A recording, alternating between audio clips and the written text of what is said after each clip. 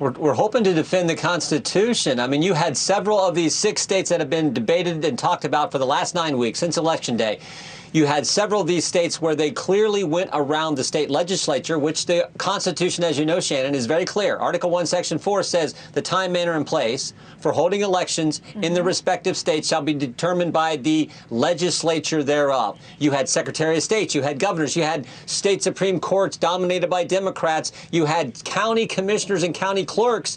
You had, they all changed the election law. This is the fundamental issue here. When you violate the premise of all this, and go around the legislature determining how elections are held, that's the main thrust of our arguments. And I think you're going to see House members object to, several House members, dozens and dozens, maybe over 100 if it comes to a vote, which I think it will in some of these states.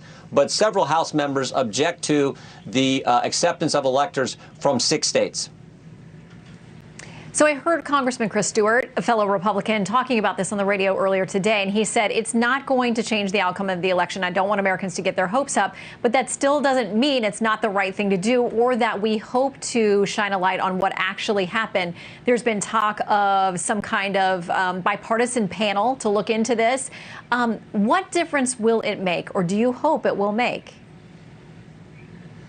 Well, I hope we prevail. I hope we convince enough people not to seat the electors from states that held elections in an unconstitutional fashion. This is not about showboating. This is about doing our duty. This is about our oath to the United States Constitution, where in these 4 states in particular, 4 of the 6, it is clear that they went around the state legislature and did not adhere to the Constitution when they administered their election. So that is what we hope to accomplish. And look, this idea that we can't win, look, I understand the odds are long, but there's a reason you kick the ball off and play the game. I mean, for goodness sake, everyone thought Clemson was going to beat Ohio State a few nights ago. Good thing Ohio State showed up for that game. They wound up kicking their tail, and they're in the national championship. So I think we need to remember that it's our duty to present the arguments, to defend the Constitution, to respect the Constitution, and then let's see how the votes fall. I understand it's a long shot, but we should do that because that is our duty.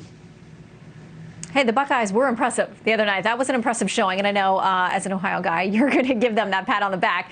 Okay, so let's talk